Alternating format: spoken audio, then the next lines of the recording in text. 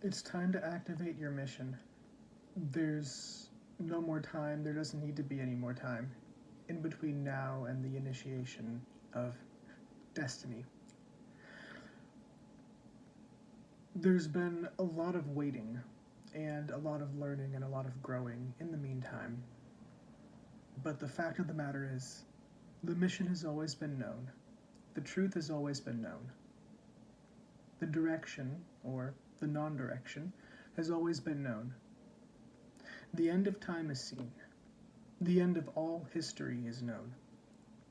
The beginning and the end, and that which sustains everything in between, is known. There's absolutely no more time for excuse making or rationalizing or justifying or apologizing or fear. We're here.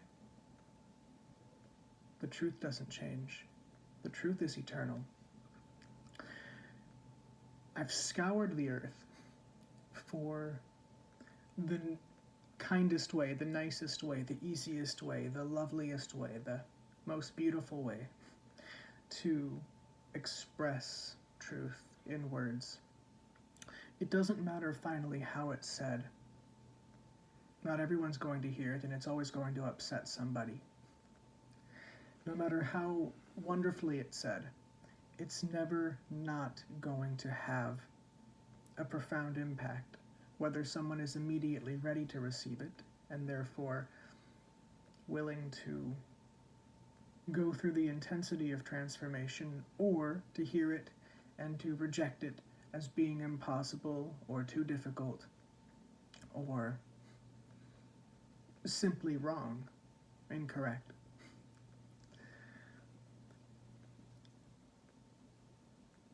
And if you keep waiting to try to figure out what the best way is to do it instead of simply doing it and allowing it to guide, allowing it to move you, then it's not only a futile effort to continue to seek for that, but it's a lack of faith and it's a waste of time.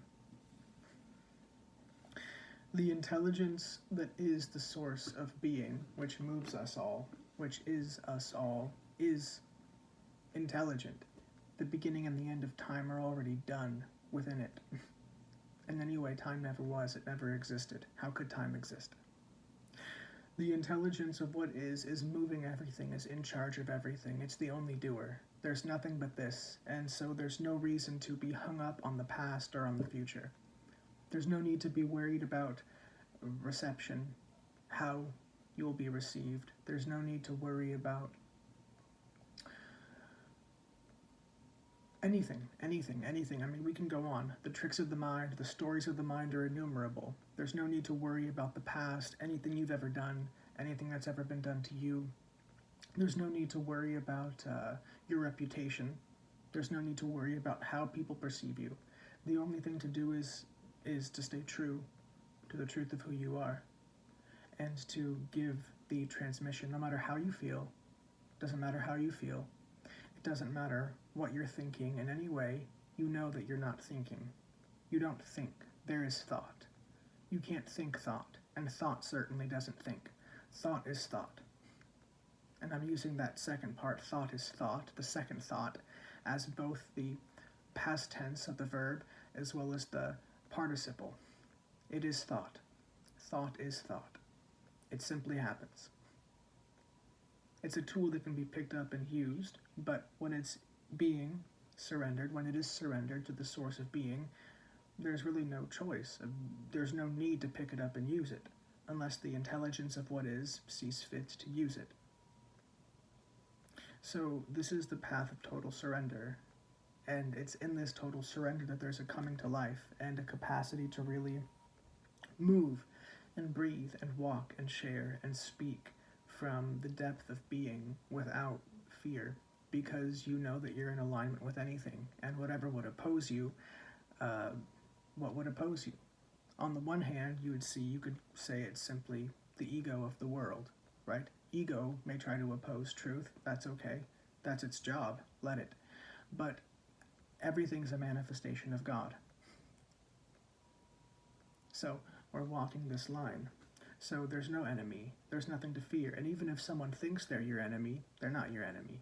In their head, they might make you an enemy, but you don't have an enemy. There's no enemy. And so you can speak softly, you can speak loudly, you can speak clearly, you can speak plainly. You can speak or write poetically or very simply.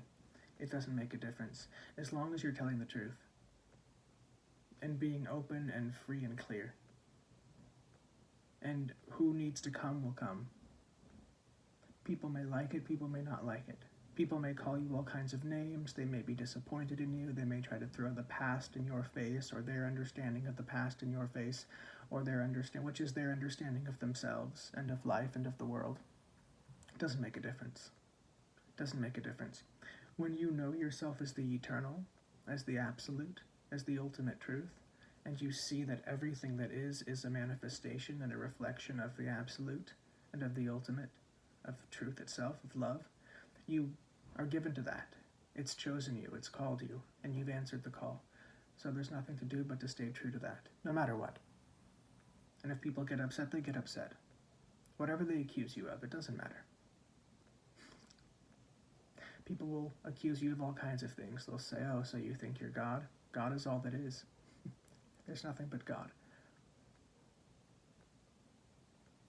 Nothing but God. And they either have to face that fact or get upset. And if they get upset, why are they upset? They're upset because they're upset at themselves.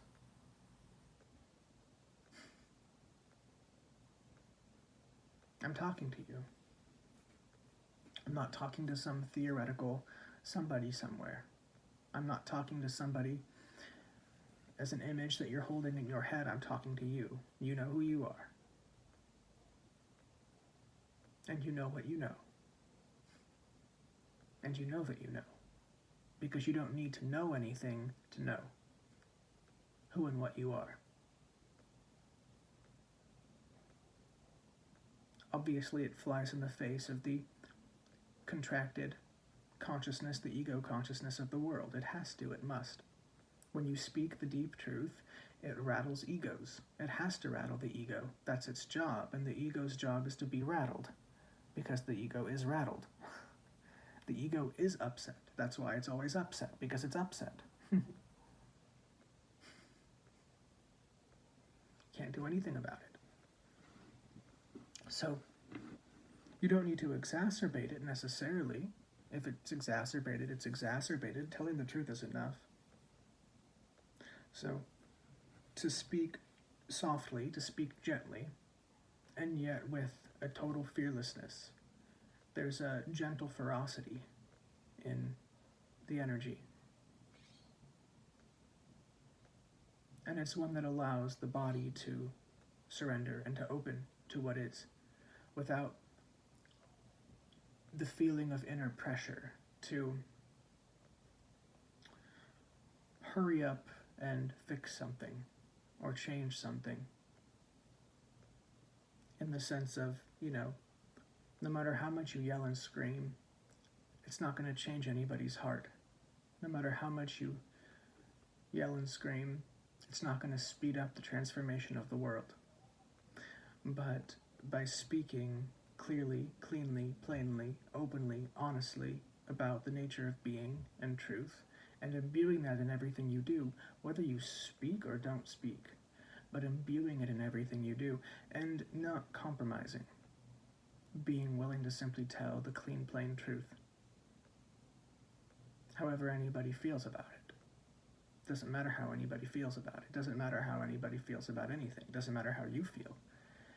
And that might sound like a strange thing to say. Well, no, because if you're here and you're with me and you understand me, if you know what I'm talking about, then you know what I'm talking about.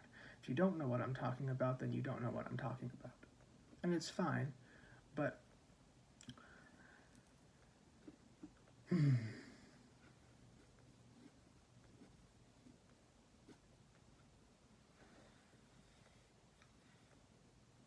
you've got to be willing to meet life and truth from the forefront of your consciousness. What are you really looking for? What do you really want? And start there.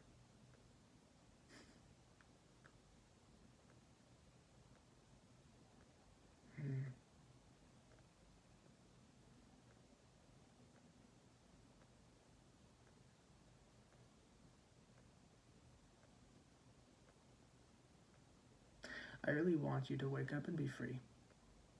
I want you to be free. That's all I want. I want you to be free. And that's a big want. It's a big desire. Freedom.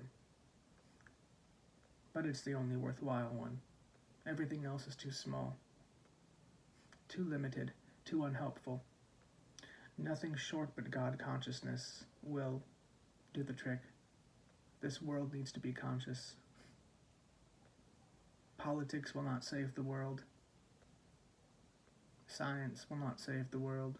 Religion will not save the world. No institutional structure will save the world.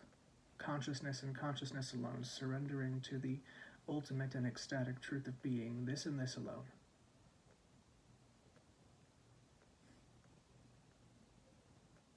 Nothing else.